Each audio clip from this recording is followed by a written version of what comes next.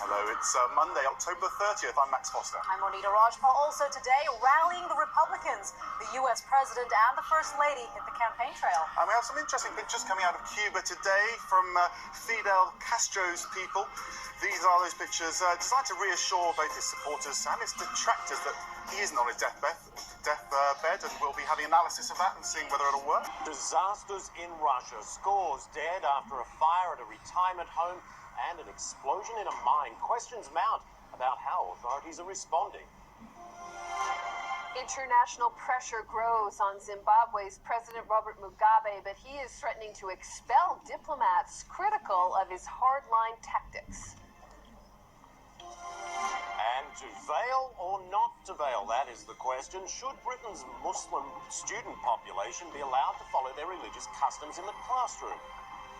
It is 5 p.m. in Moscow, 4 p.m. in Harare. Hello and welcome. I'm Colleen McEdwards. And I'm Michael Holmes. This is Your World Today. Well, it is a dark time in Russia right now, with two disasters accounting for more than 160 people killed. In Siberia, rescue teams are searching for a handful of miners. A farewell to Iraq. Tony Blair makes a final visit as Prime Minister, saying he has no regrets about the invasion. Another ceasefire agreed in Gaza, but less than an hour later, reports that it's already been broken. After 45 years on the throne, one of the world's longest reigning monarchs is laid to rest. And I'm David Garrido. In 50 minutes' time, I'll have all the international sports news in Sport Today, including from the iconic towers to the new arch. Revamped Wembley Stadium gets ready to host its first FA Cup final. Another twist. The man accused by Britain with the murder of a former Russian spy speaks out, alleging British involvement in the poisoning death of Alexander Litvinenko. Another turn. The UN Security Council backs an international tribunal to prosecute suspects in the 2005 killing of a former Lebanese prime minister. Another piece to the puzzle. We are learning more about the chain of events that led to a man being placed in quarantine in the US for tuberculosis.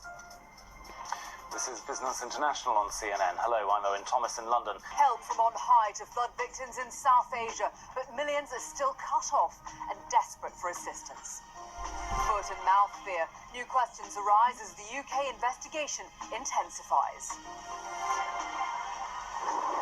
And a year away from the lighting of the Olympic flame in Beijing, is China ready to host the Games? It's 7 p.m. here in Beijing. I'm Andrew Stevens. And I'm Anjali Rao in Hong Kong. This is World News Asia.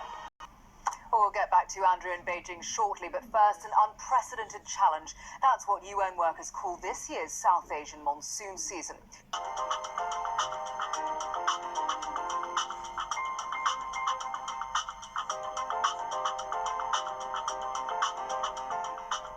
Welcome back. Investors on Wall Street took another big hit as stocks tumbled to their lowest level in nearly 2 months. The factors: huge quarterly losses from General Motors and the widening of a probe into mortgage selling.